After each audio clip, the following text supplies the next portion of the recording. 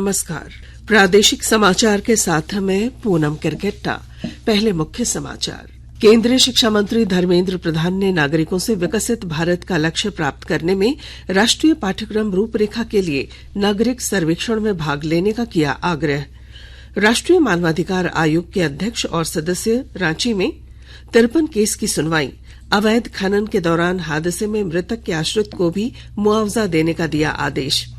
राज्य के नागर विमानन विभाग की प्रधान सचिव वंदना दादेल ने दुमका हवाई अड्डे की संरचनाओं का किया निरीक्षण। देवघर में नाइट लैंडिंग शुरू करने पर जोर। और राष्ट्रमंडल खेलों में पदक जीतने वाले लॉन बॉल टीम के खिलाड़ियों ने मुख्यमंत्री हेमंत सोरेन से की मुलाकात। नई खेल नीति पर भी हुई चर्चा। और अब समाचार विस्तार से। केंद्रीय शिक्षा मंत्री धर्मेंद्र प्रधान ने लोगों से नया पाठ्यक्रम विकसित करने के लिए नागरिक राष्ट्रीय पाठ्यक्रम प्रारूप सर्वेक्षण में भाग लेने का आग्रह किया है। उन्होंने कहा कि राष्ट्रीय शिक्षा नीति 2020 के अनुरूप राष्ट्रीय पाठ्यक्रम प्रारूप विकसित करने में भारत का लक्ष्य हासिल करने में महत्वपूर्ण भूमिका निभाएगा। उन्होंने कहा कि जीवंत, बहुआयामी, समावेशी और भविष्य उन्मुखी राष्ट्रीय पाठ्यक्रम प्रारूप वैश्विक दृष्टिकोण के साथ सांस्कृतिक प्रतिबद्धता, औपनिवेशिक मानसिकता से मुक्त शिक्षा और अगली पीढ़ियों में गर्व की भावना पैदा करने के लिए आवश्यक है। शिक्षा मंत्रालय ने राष्ट्रीय पाठ्यक्रम प्रारूप तय करने और पाठ्यक्रम, पाठ्यपुस्तकें और अन्य संबंधित सामग्री तैयार करने के लिए ऑनलाइन जन विमर्श सर्वेक्षण शुरू किया है, जिसमें आम जनता से सुझाव आमंत्रित किए गए हैं। सरकार ने जुलाई 2020 में राष्ट्रीय शिक्षा नीति की घोषणा की थी। इसमें राष्ट्रीय पाठ्यक्रम प्रारूप के विकास के माध्यम से शिक्षा प्रणाली में गुणवत्तापूर्ण सुधार की सिफारिश की गई है। अवैध खनन के दौरान हादसे में मृतक के आश्रितों को भी मुआवजा देने का आदेश दिया गया है। राष्ट्रीय मानवाधिकार आयोग के अध्यक्ष अरुण कुमार मिश्रा ने कल रांची के धुर्वा में झारखंड जुडिशियल एकेडमी में प्रेस कॉन्फ्रेंस में बताया कि अवैध खनन, इलाज के दौरान मौत और पुलिस हिरासत में मौत से संबंधित कुल 53 केस में उन्होंने सुनवाई की, जिसमें 22 केस मुआवजा निर्धारित करने के साथ ही निष्पादित हुआ। इस दौरान 22 कांडों में कुल 48,08,000 रुपए का मुआवजा का आदेश राज्य सरकार को दिया गया है। सुनवाई के दौरान आयोग अध्यक्ष के साथ साथ आयोग के सदस्य भी मौजूद थे। राष्ट्रीय मानवाधिकार आयोग के अध्यक्ष ने कहा कि आयोग की ओर से जो भी रिपोर्ट सरकार की जांच और क्रियान्वयन एजेंसी से मांगी जाती है वह समय पर मिल रही है। अनुसंधान में थोड़ा विलंब होता है, लेकिन काम तेजी से हो रहा है। आकाशवाणी अनूठी पहल के साथ स्वतंत्रता के 75 वर्ष का उत्सव मना रहा है। इसका शीर्षक है आजाद भारत की बात आकाशवाणी के साथ।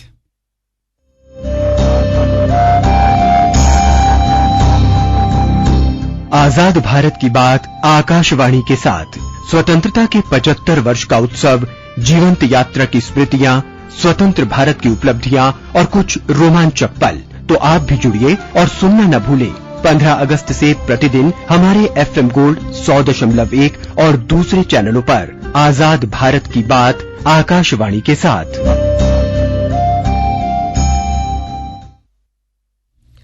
रांची के अपर न्यायायुक्त दिनेश राय की अदालत ने दहेज हत्या के मामले में दोषी करार पूर्व ADM अहमद हुसैन और उनके बेटे अंदलीब अहमद को आजीवन कारावास की सजा सुनाई है। साथ ही अदालत ने दोनों पर 50-50 हजार रुपए का जुर्माना भी लगाया है।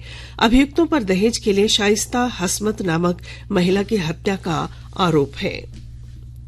साहिबगंज जिले में नई शिक्षा नीति को लेकर प्रोजेक्ट संपूर्ण चलाया जा रहा है। विस्तृत रिपोर्ट के साथ हमारे संवाददाता।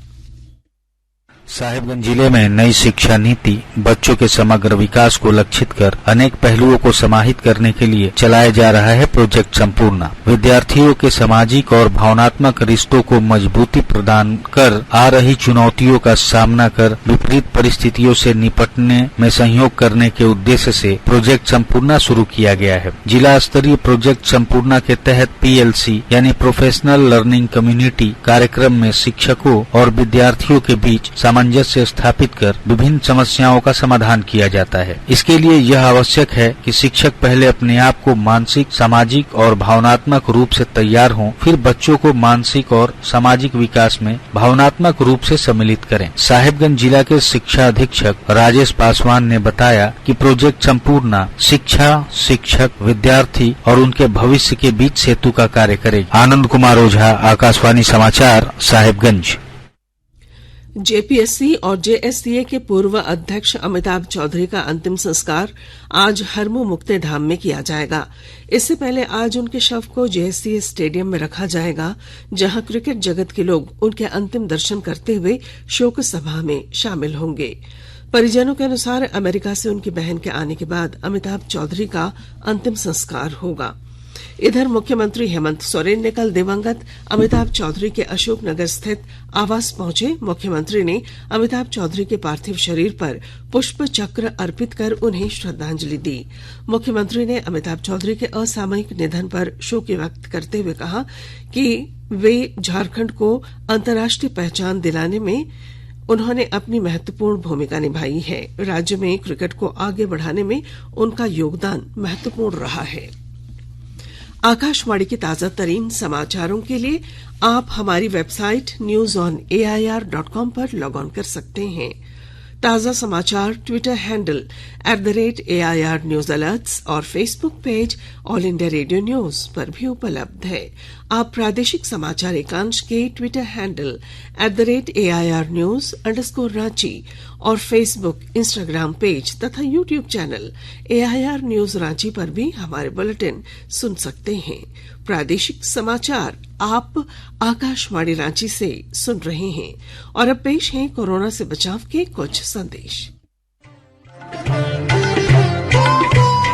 कोविड-19 से बचाव और सुरक्षित रहने के 3 उपाय। मास्क लगाएं, 2 गज दूरी है जरूरी, सुरक्षित दूरी रखें, हाथ और मुंह साफ रखें।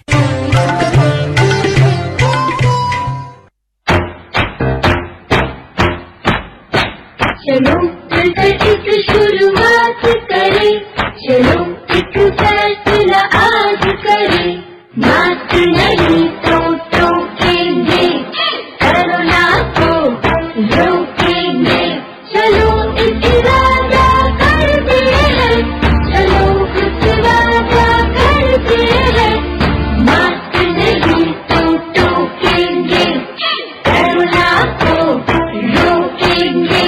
भारत सरकार द्वारा जनहित में जारी। प्रादेशिक समाचार में आपका फिर स्वागत है।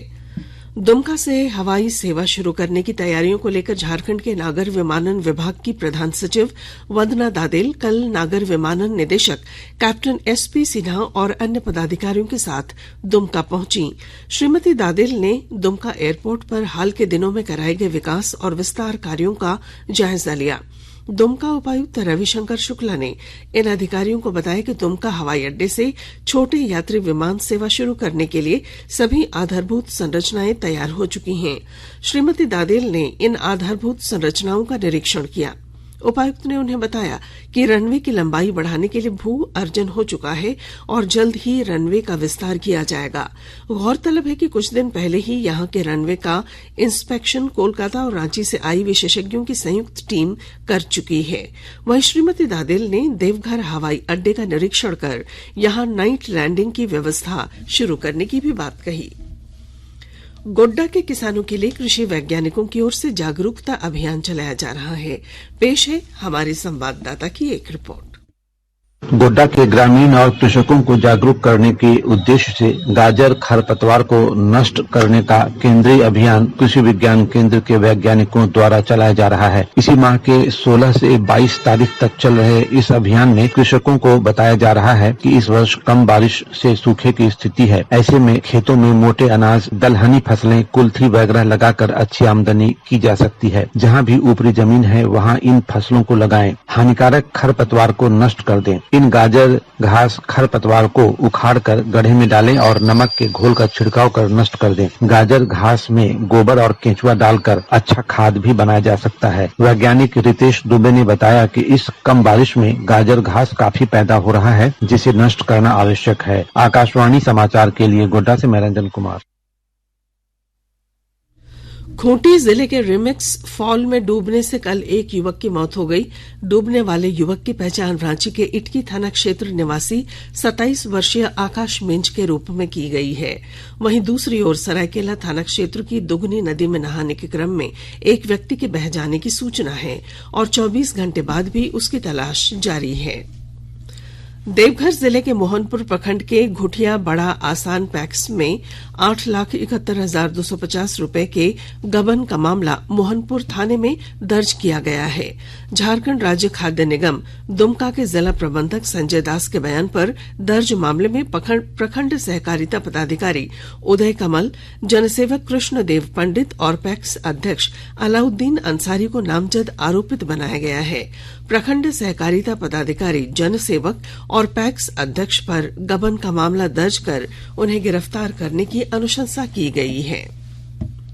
और अब कुछ संक्षिप्त खबरें। हजारीबाग में कल 2 ठिकानों पर आयकर विभाग की ओर से छापेमारी की गई है। पहली छापेमारी हजारीबाग के प्रसिद्ध व्यवसायी राजेंद्र कुमार गुप्ता के घर पर हुई, जो सदर थाना क्षेत्र अंतर्गत खजांची तालाब के सामने रहते हैं। वहीं दूसरी छापेमारी कोर्रा थाना अंतर्गत झंझरिया पुल के निकट भंडारा पार्क में की गई। दुमका के हरनाकुंडे मोहल्ले की 2 बच्चियों को हावड़ा जमालपुर कवि गुरु एक्सप्रेस ट्रेन से बरामद कर लिया गया है। इन दोनों को तस्करी के लिए ले जाए जाने की तैयारी थी। दुमका शहर के नयापाड़ा मोहल्ले के एक बंद घर में चोरों ने चोरी कर ली। घटना को लेकर पीड़ित लघु सिंचाई विभाग के कनीय अभियंता ने मामला दर्ज कराया है। रामगढ़ जिले में अवैध खनन और खनिजों के इस्तेमाल पर पूरी तरह से रोक लगाने के उद्देश्य से उपायुक्त रामगढ़ माधवी मिश्रा ने अधिकारियों को कड़ी कार्रवाई का निर्देश दिया है। इसी क्रम में जिला परिवहन पदाधिकारी सौरभ प्रसाद और मोटर वाहन निरीक्षक सूरज हेम्ब्रम द्वारा राष्ट्रीय राजमार्ग 33 पर जांच अभियान चलाया गया।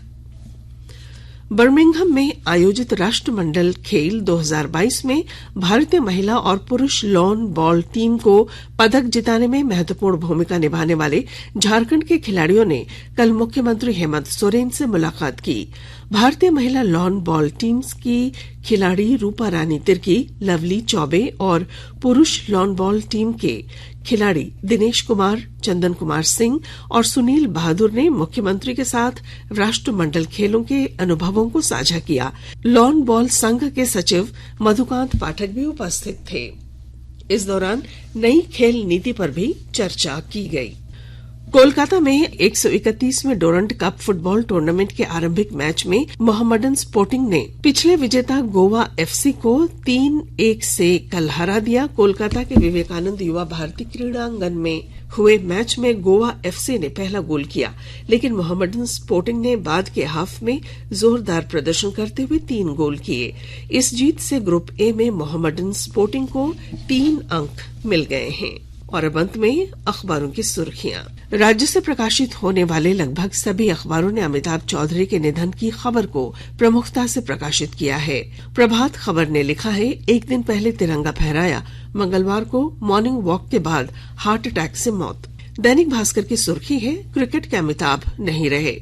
झारखंड उच्च न्यायालय द्वारा लोहार जाति को ओबीसी में शामिल करने के आदेश को सही ठहराए जाने की खबर को हिंदुस्तान और दैनिक जागरण ने पहले पन्ने पर प्रकाशित किया है। रांची एक्सप्रेस की सुर्खी है, 14 नंबर से शुरू होगी गुरुजी क्रेडिट कार्ड योजना। हिंदुस्तान टाइम्स ने महंगाई दर 7.01% से घटकर 6.71% होने की खबर को प्रमुखता से प्रकाशित किया है। और अंग्रेजी अखबार द टाइम्स ऑफ इंडिया और हिंदुस्तान टाइम्स ने बिहार में नीतीश सरकार के मंत्रिमंडल विस्तार की खबर को प्रमुखता के साथ प्रकाशित किया है।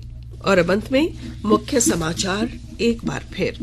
केंद्रीय शिक्षा मंत्री धर्मेंद्र प्रधान ने नागरिकों से विकसित भारत का लक्ष्य प्राप्त करने में राष्ट्रीय पाठ्यक्रम रूपरेखा के लिए नागरिक सर्वेक्षण में भाग लेने का किया आग्रह।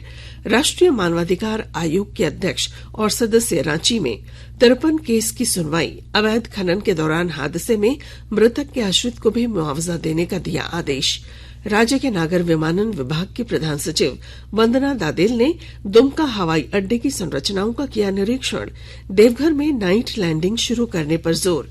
और राष्ट्रमंडल खेलों में पदक जीतने वाले लॉन बॉल टीम के खिलाड़ियों ने मुख्यमंत्री हेमंत सोरेन से की मुलाकात। नई खेल नीति पर भी हुई चर्चा। और इसके साथ ही आकाशवाणी रांची से प्रादेशिक समाचार का ये बुलेटिन समाप्त हुआ। नमस्कार।